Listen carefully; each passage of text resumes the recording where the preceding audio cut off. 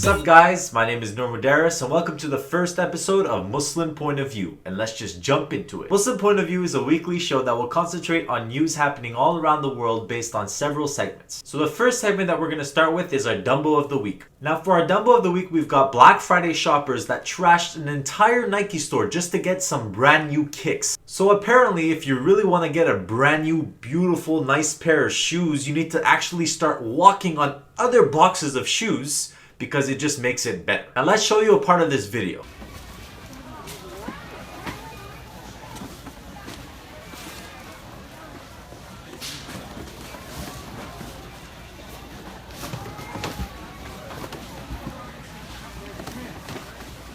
Now if you watch this video, you'll see how it highlights how consumerist the Americans are when it comes to Black Friday. Some of them just neglect basic manners. Imagine you invited a guest at your place and the guy literally just came into your house, trashed the whole thing, turned the bed upside down, the couches, your vases, whatever you have at home, and then walks out with like one item. How would that make you feel? Just because you think that there are some workers that are there and they're gonna clean up things anyways afterwards doesn't make it right. You know what's the worst part? We're probably gonna show a similar video when it comes to the Boxing Day specials. So to all those Nike shoppers, we say congratulations. You just won the Dumbo of the Week award.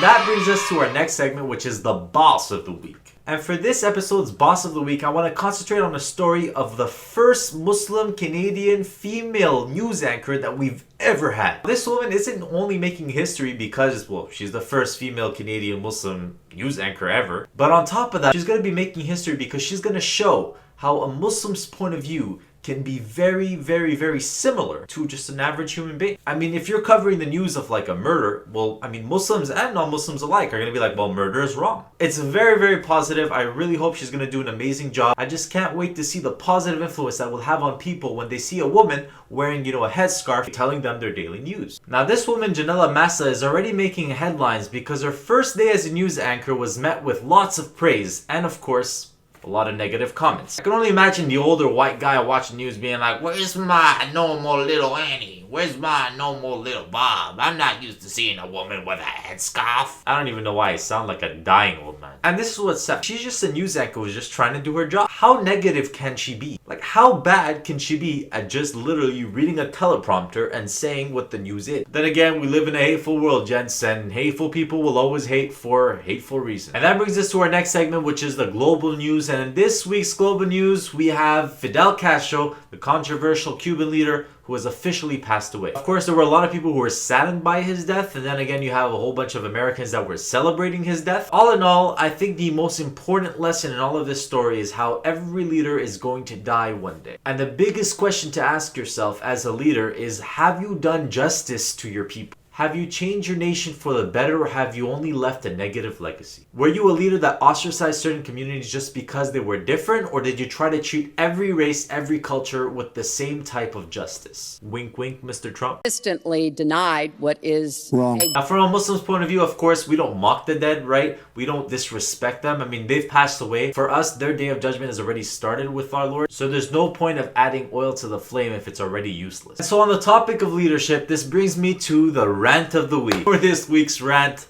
of course, we have to talk about the Muslim Registry. Now, as you may have heard, Trump, being the president-elect, is trying to make sure that every Muslim is officially registered as a Muslim. Now, I have an interesting theory about how this came about. I think Trump is a Marvel fan. And when I say Marvel fan, I mean like Marvel Comics fan. I bet you that this guy watched Civil War this summer, a movie that was about the Superhero Registry Act, where you had Captain America versus Iron Man fighting against each other on different sides about whether superheroes should be registered or not. I think Trump, while watching this movie, had an epiphany. He was like, this is what I need to do with them Muslims. Could be a good thing or a bad thing, because that could either mean that Trump looks at us like superheroes, or maybe he's just crazy. What's so interesting and sad about this story is that this is looking a lot more familiar to what happened to the Jews in Nazi Germany. And we all know that some of those Jews, they were tattooed on their wrist to show that they were actually Jews. And one only begs to question whether that's actually going to happen with Muslims eventually. Whether the next step is going to be to throw a tattoo on Muslims' wrist to show that we're Muslim. Well, I got news for you, Mr. Trump. If you're going to try to do that, I'm sorry, you can't. Because tattoos are haram. We can't get them.